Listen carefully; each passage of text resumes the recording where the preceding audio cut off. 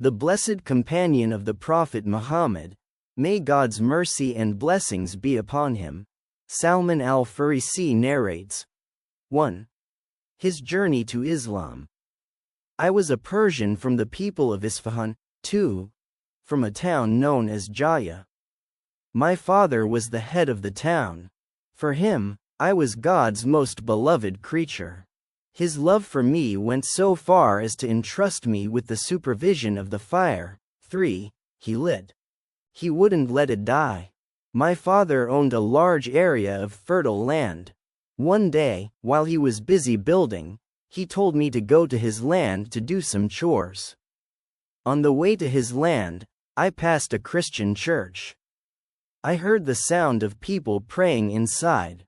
I didn't know how people lived, because my father kept me confined to his house. So when I found those people in the church and heard their voices, I went in to see what they were doing. When I saw them, I liked their prayers and became interested in their religion. I said to myself, by God, this religion is better than ours.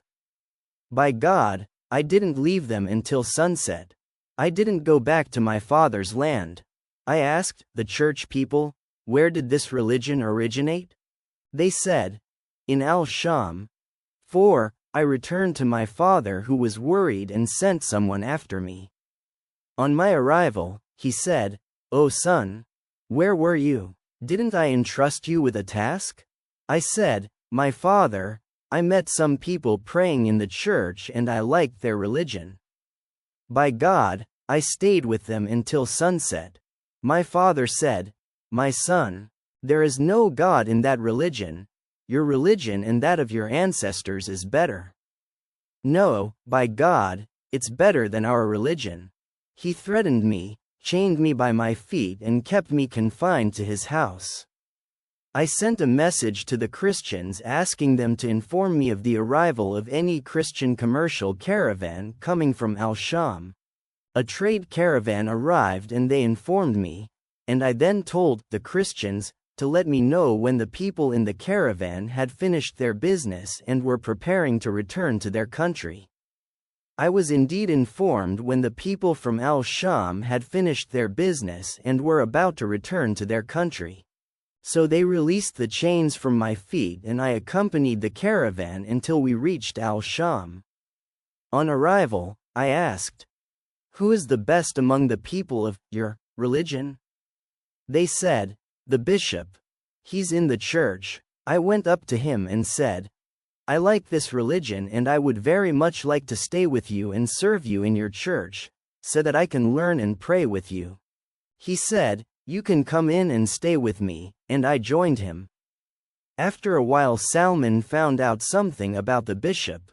He was an evil man who ordered and motivated his people to pay charity so that he could keep it. He didn't give it to the poor. He had accumulated 7 jars of gold and silver. Salman continued, "I despised him because of his actions. He, the bishop, died. The Christians gathered to bury him.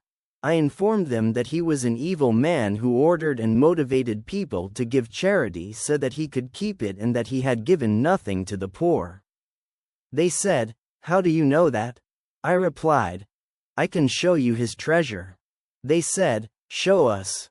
I showed them the place where he kept it, and they recovered 7 jars with gold and silver. When they saw all that, they said, "By God, we'll never bury him." So they crucified him and stoned him. 5. They replaced his bishop. I have never seen anyone, among them, who prayed better than him, the new bishop, not a man more detached from this worldly life and attached to the other life, nor a person more committed to working day and night. I loved him more than anyone I had ever loved before. I stayed with him for some time before his death. When his death approached, I said to him, "O Lord, I stayed with you and loved you more than anything I loved before. Now the decree of God, i.e., death, has come.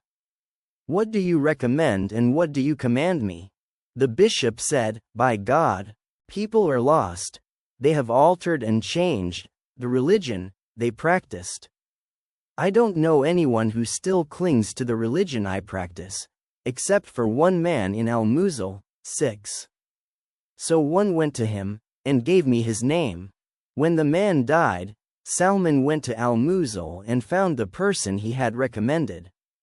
He said to him, "Such a person at the time of his death recommended that I join you.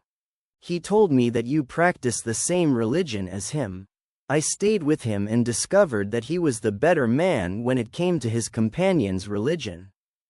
Soon he died. When death approached him, Salman asked him, as he had done previously with his first companion, to recommend someone else with the same religion.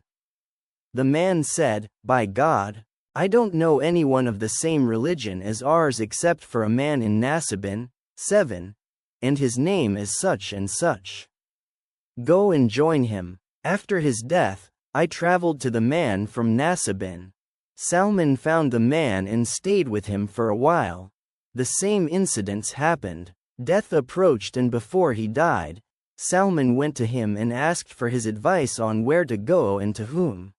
The man recommended that Salman join another man in Amaria, 8, who was also of the same religion. Salman went to Amaria after the death of his companion. He found his new reference and joined him in his religion. Salman, at that time, worked and earned a few cows and a sheep. Death approached the man from Amaria. Salman repeated his requests, but, this time, the answer was different. The man said, "O son, I don't know anyone from the same religion as us. However, a prophet will emerge during your lifetime, and that prophet is from the same religion as Abraham." The man described this prophet, saying, "He will be sent with the same religion as Abraham. He will come from the land of Arabia and migrate to a place located between two lands full of black stones, as if they had been burnt by fire. There are date palms scattered in the middle of these two lands. He can be recognized by certain signs. He will accept and eat the food given to him as a gift, but he will not eat charity. The seal of the prophets will be between his shoulders. If you can go to that land, do it." Footnotes 1. Al-Haythami collected this narration in Majma al-Zawaid. 2. Isfahan, a region in northwestern Iran. His father was a Zoroastrian who worshipped fire. 4. Al-Sham covers the regions known today as Lebanon, Syria, Palestine and Jordan. 5. An important point to note here is that Salman did not depart from what he thought was the truth at the time because of the actions of one person. He didn't say, "Look at those Christians. The best of them are very bad." Instead, he understood that he had to judge religion by its beliefs and not by its adherents. 6. Al-Musil, a large city in northwestern Iraq. 7. Nasibin, a town on the road between Al-Musil and Al-Sham.